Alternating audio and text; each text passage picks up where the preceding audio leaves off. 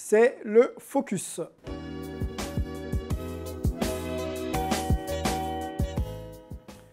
C'est même le double focus, hein. On va s'arrêter bien sûr sur l'actualité des playoffs, ça avance un petit peu, les équipes sont qualifiées, on peut peut-être mettre d'ailleurs ce qu'on appelle le bracket, hein, le tableau des équipes qui restent en course, elles sont 8. Du côté de la conférence Ouest, les Suns sont opposés aux Mavs et les Warriors sont opposés aux Grizzlies, donc ça c'est à l'Ouest. Et à l'Est, on a les Bucks face aux Celtics et de l'autre côté c'est Miami face aux Sixers. Voilà pour le tableau. On avait fait des pronos d'ailleurs avant de lancer cette aventure hype et playoff sur Sport en France. Et on avait donc misé sur ces équipes. Pour l'instant, tout le monde est en vie. C'est l'info. Les Suns sont encore là, les Bucks sont encore là, les Warriors sont encore là. Donc on peut peut-être prétendre à avoir raison dans quelques semaines. Hein. On ne bouge pas. Après, moi, j'étais peut-être celui le plus en difficulté, hein, parce qu'avec la blessure de Booker c'est vrai, t'étais parti de loin. Et des Pelicans aux dents longues. Et ça va beaucoup mieux, hein, j'ai l'impression, pour les Suns. Oui. Premier focus, on y va, on va parler des Warriors. Melvin, les Warriors sont au programme de hype, ça se passe pas trop mal hein, pour cette équipe qui s'est qualifiée au premier tour assez facilement. Tu me diras d'ailleurs si je vais un peu vite dans mes propos, face aux Nuggets de Nikola Jokic. Ils sont opposés à Ja Morant et les Grizzlies au deuxième tour. Qu'est-ce que tu as pensé rapidement de ce premier tour et comment tu vois tes Warriors face à Taylor Jenkins et Ja Morant?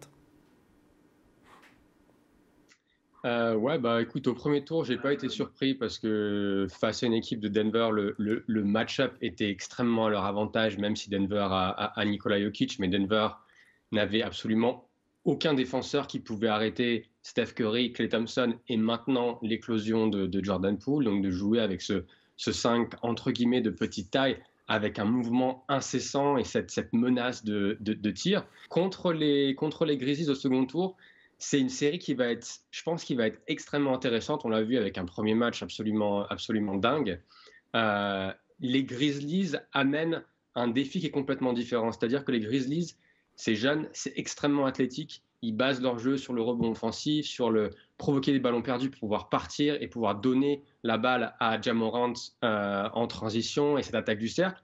Alors que les Warriors, eux, c'est plus le tir à 3 points, également la transition. Et donc, du coup, il y a une sorte d'équation entre est-ce que l'adresse des Warriors va tenir face à la pression que les Grizzlies peuvent mettre sur leur adversaire? C'est passé au match 1, dans un match 1, je dirais, assez historique pour les Warriors. C'est vrai qu'on les a vus. C'est la 25e fois qu'ils gagnent un match à l'extérieur dans une série c'est absolument incroyable. C'est-à-dire que toutes les séries que Steph Curry, Klay Thompson et Draymond Green ont joué ensemble, ils ont à chaque fois gagné un match à l'extérieur. Et le faire sans Draymond Green qui a été exclu dans ce match, c'est très très fort et je pense que du coup ça met la pression aux Grizzlies parce qu'au match 2 on va avoir des Warriors qui arrivent sans pression pour essayer de faire le break. Je reste avec toi, la pool party continue, hein. Jordan Poole toujours aussi fort, toujours aussi surprenant. On voit d'ailleurs les stats de Jordan Poole hein, dans le premier match, 31 points, 9 passes, 8 rebonds, hein, c'est 22 ans ou un peu moins de 22 ans de Jordan Poole et c'est le premier match de sa carrière à ce niveau. Mais c'est la manière. Leader, moteur et puis efficace. On va écouter un petit peu les propos des fans qui étaient autour du Chase Center quand il s'agissait de parler de Jordan Poole. I mean, they picked him up for a reason. They saw something in him. So it took a while, but hey, he did it good. He put up points in the last 3 games in the playoffs. He gonna get a fat check after this season or the next season, though. Yeah. Voilà, on est très très enthousiaste hein, quand on évoque. Check. Exactement. Pour bien traduire, hein, un chèque bien épais. Oui, il le mérite, hein, vu les performances sur le terrain. Melvin, je reste encore avec toi. Jordan Poole, quasiment l'un des meilleurs Warriors à ce niveau-là de la saison.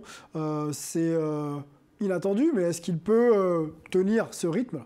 C'est le meilleur Warrior hein, à l'heure actuelle. C'est ce qu'on a vu un peu dans la première série, c'est-à-dire qu'il a fait 3 premiers matchs exceptionnels. Et puis quand Denver a mis Aaron Gordon sur lui, a été beaucoup plus physique avec lui, il a un peu disparu. Là, il est revenu en forme lors du Game 1 face à une équipe de Memphis. Je pense qu'il a eu du mal à s'adapter au jeu si unique des Warriors.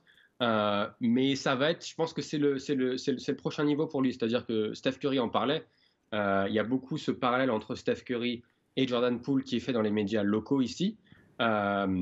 Et Curry a dû passer par cette étape où la seule façon de l'arrêter ou de limiter, c'était les adversaires en étant extrêmement physique avec lui. Et donc je pense que Memphis va le faire lors des prochains matchs. Et donc ça va être intéressant de voir comment Jordan Poole peut répondre à ce nouveau défi. Tu parlais de Steph Curry, il y a une décla concernant Jordan Poole, hein, c'est assez élogieux de la part de Steph Curry, on peut la lire. C'est un scoreur, parlons de Jordan Poole, hein. Soit tu l'es, soit tu ne l'es pas, et lui il l'est. Voilà un peu ce que dit Stephen Curry sur Jordan Poole. On a l'impression qu'il a été adoubé, hein. On le considère maintenant comme un splash bro, on le considère vraiment comme un joueur important. J'irai encore plus loin. Dans sa déclaration, il dit non seulement ça, mais il dit il y a cette capacité à être prêt pour saisir ta chance dans le moment. C'est-à-dire quand l'opportunité se présente, de saisir ce moment par les cornes. Et il dit soit tu l'as, soit tu ne l'as pas. Il y a des joueurs très talentueux et d'autres qui le sont un peu, qui le sont tout autant, mais qui n'ont pas cette capacité à exceller sous pression. Et Jordan Poole, quand tu vois sa maîtrise du match 1 et la manière dont il a géré et alterné, par exemple, la menace extérieure et la distribution de caviar à la cuillère, wow, c'était Steph Curryesque, comme dirait. Élargissons, et pour conclure ce premier focus à la question des Warriors de manière globale, on les a vus en 2015, 2016, 2017 et après. Il y a 3 titres quand même pour 4 dans l'histoire de la franchise, mais 3 titres récents. Est-ce qu'ils font de nouveau peur, ces Warriors ? Bien sûr, ils font peur puisqu'ils arrivent. Je pense que c'est exactement à ce moment-là, ils me font penser un peu à l'ancienne. L'équipe de Duncan, l'équipe de... tu parles des Spurs avec Ginobili, Duncan, Parker, Bruce Bowen et consorts. Exactement, qui ont bien mariné et qui commencent à avoir cette maturité. Peut-être tu parles vraiment de la cohésion d'équipe. Exactement. Et de la compréhension de l'un l'autre. Tout le monde bouge à la même vitesse, avec la même... C'est leur ADN depuis quelques temps. Depuis quelques temps, et c'est ce que je disais, mais là ils arrivent vraiment à cette étape où ils ont une identité. Ils ont quelque chose qui est, il y a pas de, il le disait tout à l'heure et j'ai beaucoup aimé le mot, ils vont arriver sereins. Et quand je dis serein, c'est pas on est en confiance.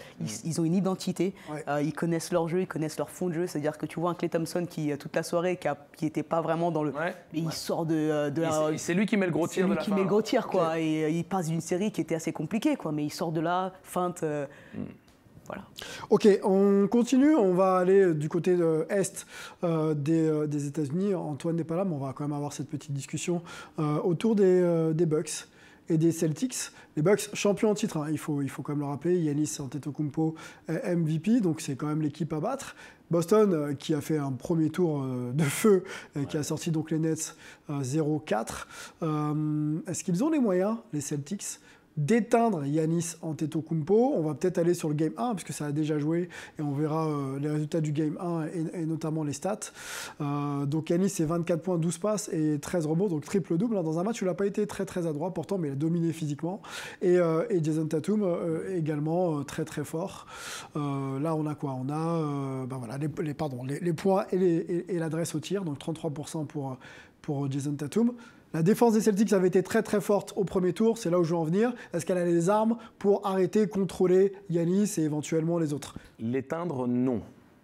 Je pense que ce serait en fait de manière déviée. C'est-à-dire qu'individuellement, personne ne peut éteindre Antetokounmpo à ce stade de sa carrière. Dans le sens où il a maintenant une compréhension de lui-même, une maturité. On a vu sa progression. Il a déjà choqué. Bon, quand je dis choke, ça veut dire qu'il a avalé sa propre langue au moment le plus important pour son équipe par le passé. Et c'était sa jeunesse, son apprentissage. Maintenant, il a cette maîtrise.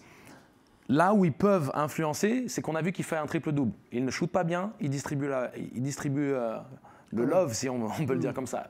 Il fait son triple-double. Si ses coéquipiers font face à une panne d'adresse, c'est là où les Bucks peuvent se retrouver en difficulté. Individuellement, on l'a vu, beaucoup trop puissant. Personne n'a les qualités physiques de le tenir. Mais je pense que les Celtics ils font un magasin pour arrêter ou contrôler. Ils peut-être un match ou deux, mais ils en prendront pas 5. Ok, donc toi tu vois plutôt les Bucks. Oui, je vois les Bucks parce que je pense aussi que les Celtics ils ont laissé pas mal de plumes. Je pense face à l'équipe de Kevin Durant, je pense qu'ils ont laissé énormément de jus et ça ne sera pas possible de reproduire ça plusieurs fois.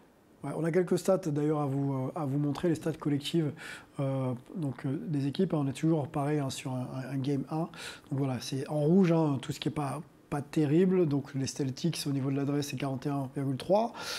Il y a 48 rebonds, donc c'est moins que les 54. Et il y a 18 ballons perdus.